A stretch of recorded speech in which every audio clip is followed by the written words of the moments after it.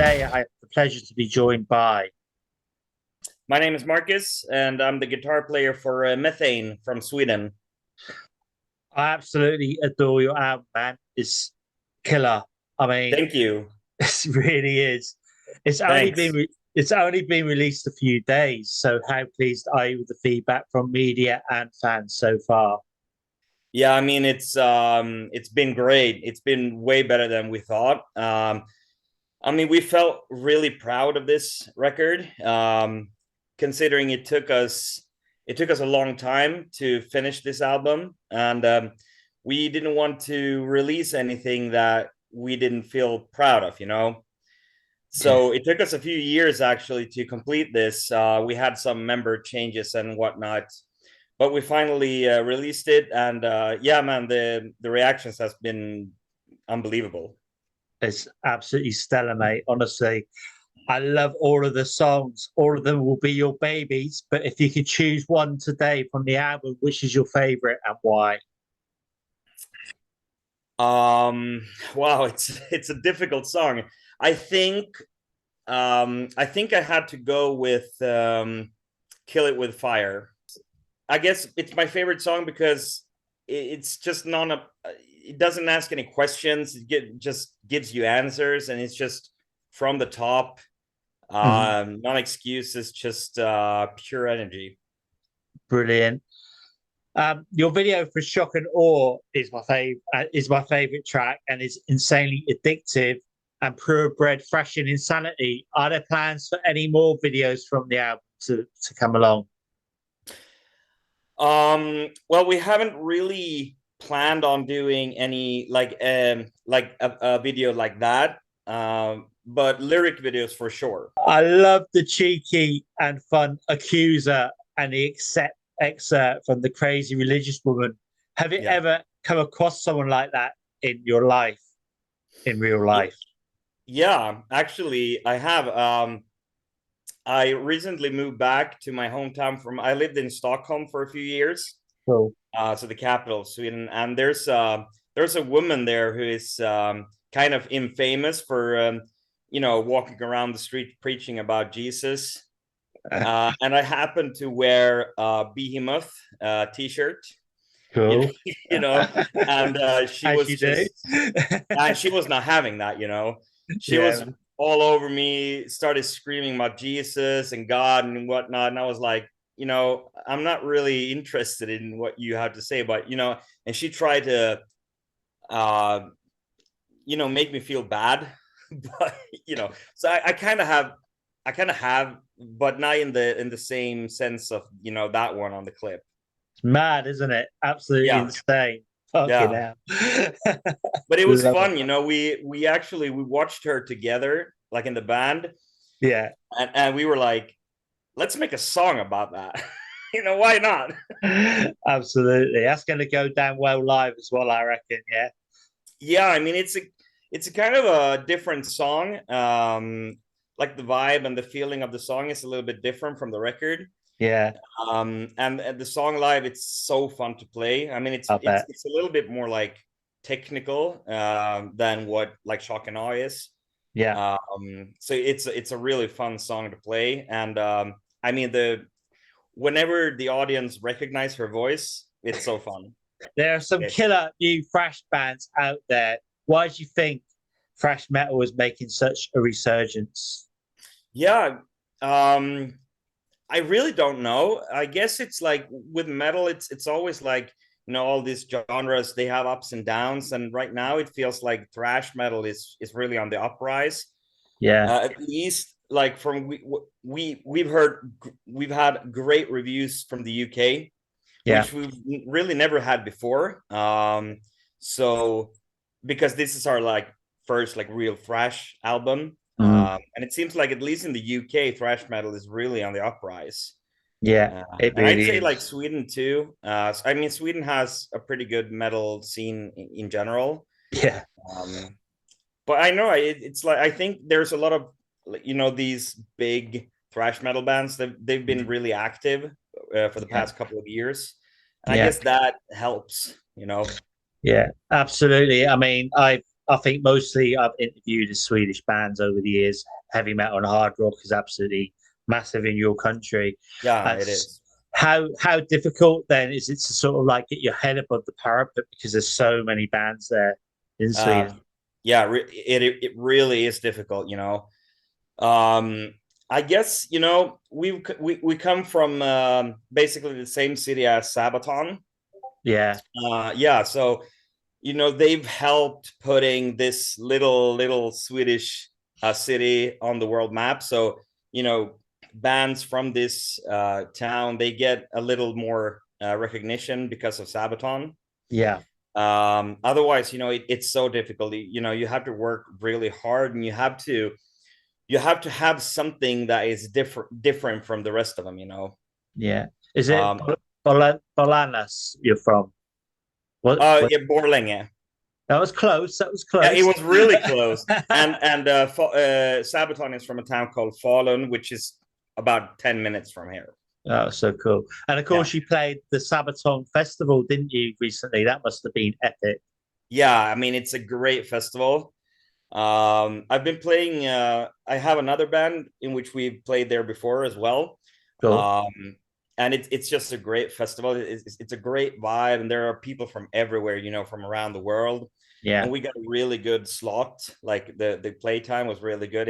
I think it was like 10 in the evening. So it Wow. was perfect. A lot of Yeah. people, a perfect time and place for a band to really show what we are and what we go for. Can you tell us your plans then for the festival and tour wise and the hopes to get over to the UK even? Yeah, I mean, like the only thing that we are striving for is to go out and play.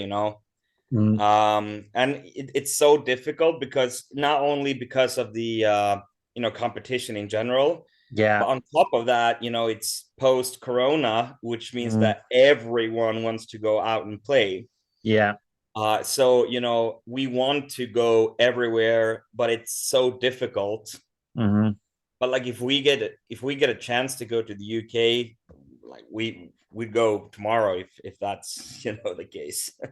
That'd be amazing. So Yeah. then can you tell me what has been your best experience so far playing live with Methane? Um. Well, I guess Sabaton Open Air was by far our biggest concert so far. Yeah. And it was a great experience. It felt like really professional, Hmm. and it felt like putting Methane on the next level. Yeah. Otherwise, we've been touring around Europe and the US, and every time we're out, it's like in this band, it's so important with chemistry between Hmm. band members. Yeah. So we're like a family. Yeah. So just going out and play with the boys, it's just Yeah. it's just a blast, and we're so close friends, and we can talk about everything, and if everyone feels so comfortable with each other. So I guess like either Sabaton Open Air, as far as a show goes, Yeah. but like every time we go to, for example, Germany, it's so good. Germany, yeah, that's where the thrash metal 4 hour, isn't it? You know what I mean? Amazing. Yeah, it's a gold Sodom, mine, man. yeah, man. Sodom Creator, Tankage, the list goes on and on and on, man. Yeah, Absolutely. it's great. So then can you tell us then what's been your worst time ever on stage? Oh wow. There's a few. Yeah. Um, One time, I don't really remember where this was. I think it was in Sweden somewhere we played, and we had this intro going. And after the intro, I had like I started the song with my guitar. Hmm. And then when I was about to play, the sound wasn't there, and then I realized I had my tuning on, which mutes the whole guitar. Yeah, yeah. So it just got quiet, and it felt so awkward. And everyone in the band were like, "Hey, what's going on?" I was like, I don't know, I don't know what's going on." So we had to kind of restart the song, Yeah. and like that was the worst experience, I think. But the weirdest experience that we had was that we went to Estonia. Right. I think this was 2019, and we played in a city called Narva. Okay. which is right at the Russian border. Right. So this was a Thursday, and we were like, we had no idea what, no expectations, nothing. Hmm. And there was this like weird place that we played in. It felt like a mixture of a pub and like a place where kids go. Right. Yeah. And it was only Russians there, Uh-huh. and they spoke no English at all. And we were trying to communicate with everyone, but it didn't work. We just show with our hands. So eventually we stopped speaking English with them. We spoke Swedish and they spoke Russian to us. It was like so weird. And the whole city was like a ghost town. Really? Like, Right. yeah, I mean, there were houses everywhere, but there were Right. no people. Yeah. It was Yeah. such a strange experience. I've had an experience like that actually. Yeah, I've been to a place like that. It's really weird. Yeah. A Yeah, massive place with like, there's people there, but there's no one there. It's weird. Yeah, I've been there yeah. myself, man. Absolutely. Okay. So if you could have like a dream package of three bands to go on tour with you, dead or alive, who would they be? Oh wow. I mean, personally, um, like the dream would probably be like Metallica. I Yeah. mean, Metallica is probably my favorite band all time. Hmm. But as far as like our band goes, I think we would like, tour with, like Testament or Exodus, Yeah. this like, or Slayer even, Yeah. Yeah. like real thrash with just hardcore thrash fans. With Metallica, it's difficult because their audiences are more like mainstream people. Yeah. And Totally. they might not understand Methane. Whereas if we would tour with Slayer, for example, the audience would totally get us because we Yeah. draw a lot of Totally. influences from them. Well, I've seen some reviews like where people have said like you're ready to step into Slayer's shoes, really, and I agree with that definitely. I love Shock and Awe, and that's sort of like very much to me creator Slayer on the Yeah. cusp. Absolutely brilliant. So And yeah, there's a story to Shock and Awe. The idea of Shock and Awe, or the first idea was that it was supposed to be like the icing of the cake, like just a fill out song on the album. okay, But then when we recorded it and then we started to actually listen to the song and we were like, wait, this song is really good. yeah, Um, it's not a and it filler. stands out a little bit. Yeah, it's definitely Uh, not a filler. It's fucking brilliant. I love it. yeah, I mean the Yeah, idea from the first was that it was supposed to be a filler, yeah, but then people when we showed our friends the album, they listened to it, and they've mm, all said, Shock and Awe is just a killer song. You it should is. totally make that the single. Yeah. But I love everything about the album, even down to the artwork, man. That's epic. Did you have a lot of input, you guys, with the design, and do you have it framed at home, the album artwork? Um, well, we didn't do the artwork ourselves. Okay. There was this guy, I don't really remember his name. It was Tim, the singer of the band, who had contact with him. Okay. But I guess like we gave him an idea that we wanted. We gave him the name of the album, "Kill It with Fire," and we wanted it to be like a sort of like a revolution war thing. And Yeah. then there's this monster, which you can interpret to like a literal monster or politicians or Yeah. whatever, Yeah. as you like it. Yeah. But for sure we wanted to make like a really aggressive album, and we Hmm. wanted also sort of to mirror society right now, because like for the past 3 years, I mean, it's been chaos, Yeah. really. uh you know Not just corona, it's been, there's a war out there. There has been Yeah. like, in politics, different revolution, Iran and whatnot. Yeah. Yeah. It's just a crazy world that we live in, and we wanted to show like, okay, so this is our interpretation of the world for the past like 3-4 years. Yeah.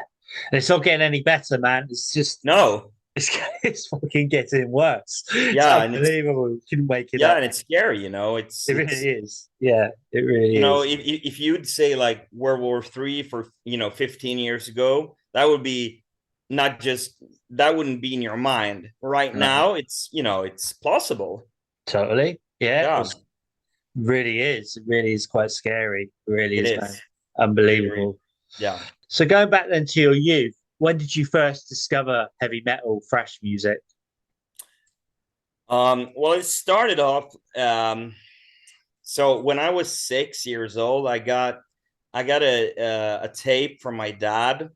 There was this movie about Kiss, and Okay. the movie was called Kiss Exposed. So it was like in their when they didn't have the makeup era, and a lot of nude girls and everything. And my mom were like, "Why did you give your son this? He's 6." So Kiss was like, they became my first, rock music. Yeah. Introduced me to rock music, and they're Yeah. still my absolute like my gods. Yeah.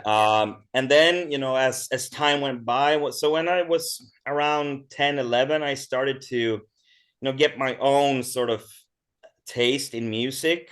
Yeah. So my dad was like, he's always been like this blues rock Mm. dude, Yeah. and I wanted to have a little bit more like a little more heavy to it. Yeah.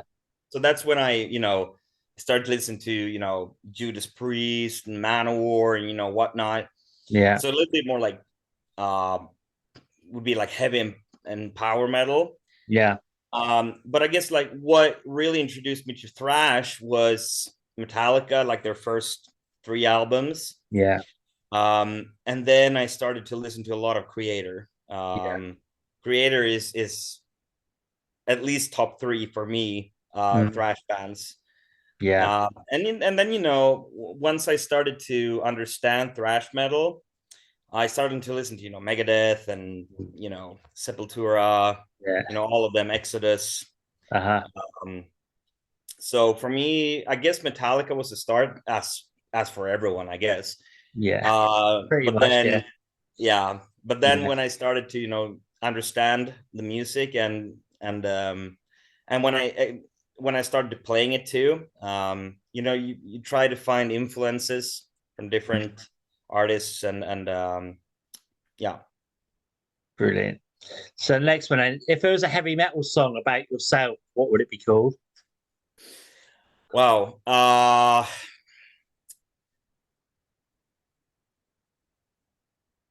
I don't know, like um probably something about being a nerd. Like I love fantasy, I love reading Yeah. books, I love watching movies. Yeah. Like I'm a real nerd when it comes Right. to reading and watching movies. So probably Uh-huh. something about me not being this tough ass guy that you see in the in the music videos.